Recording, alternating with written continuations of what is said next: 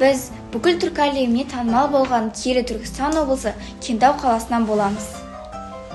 Біздің мектебіміз даланың дара ұстазы атанған Ыбырай Алтынсарин атындағы номер 1 мектеп гимназиясы.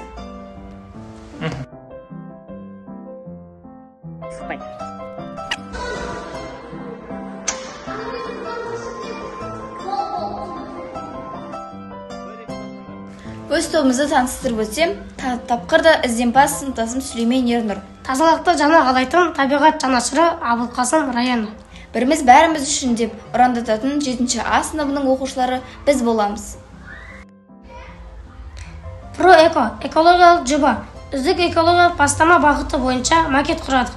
Макеттің тақырыбы таза болса табиғат, аман болар адамзат. Мақсаты табиғатқа қамқорлық, табиғатқа деген жауапкершілік. Табиғат тазалығы адам денсаулығының кепілі.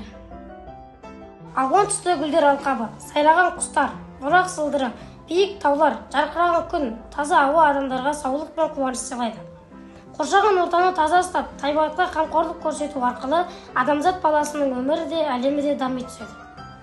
Тек тұрған алаңқайлардың жағымсыз қоқысы, әдемі көлдің кішірейген батпақтары, шырайлы жайылымдардың жарамсыз жерге айналуы жеке адам немесе адамдар тобының әрекеті екені түсінікті. Сондықтан да осы макетте адамдардың мүсіні бейнеленбеген. Антропогендік факторлар әсерінің күрделі экологиялық проблемалары, парник эффектісі, қышқыл жаңбыр, ядролық қарулар, озон қабатының жұқаруы мен тесілуі, суреттенуге айналу құбылыстары орын алады. Орташа есеппен алғанда, адам бір күнде 1 килограмм қоқыс тастайды, ал бір жылда 2 миллиардтай тонна планетамызда қоқыс жиналады.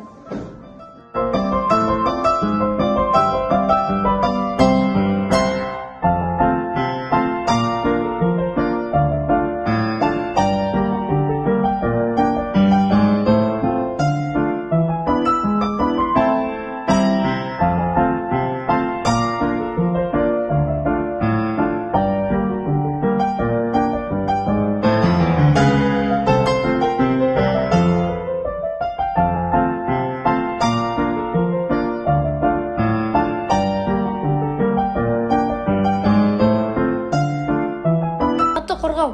Бұл табиғи жер және су ресурстарын ұтымды пайдаланып, сақтауды және ұдайы өсіруді қамтамасыз етуге бағытталған. Табиғат тіршілік атауымен құтты қоныс мекені, жер бетіне көрік берген сәні. Сондықтан да осы макетте табиғаттың сұлу да керемет көрінісін бейнелейді.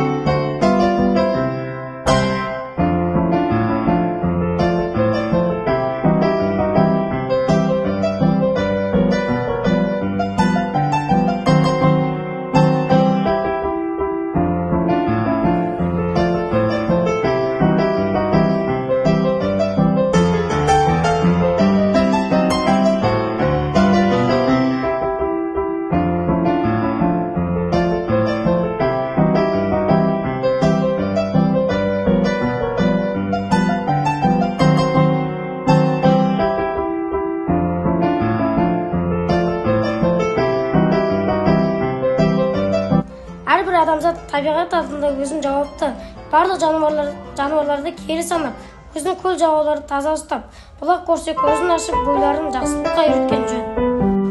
Қорытындылай келе, 90 ауыз сөздің тобықтай түйіні табиғатқа тазалықты тарту ет.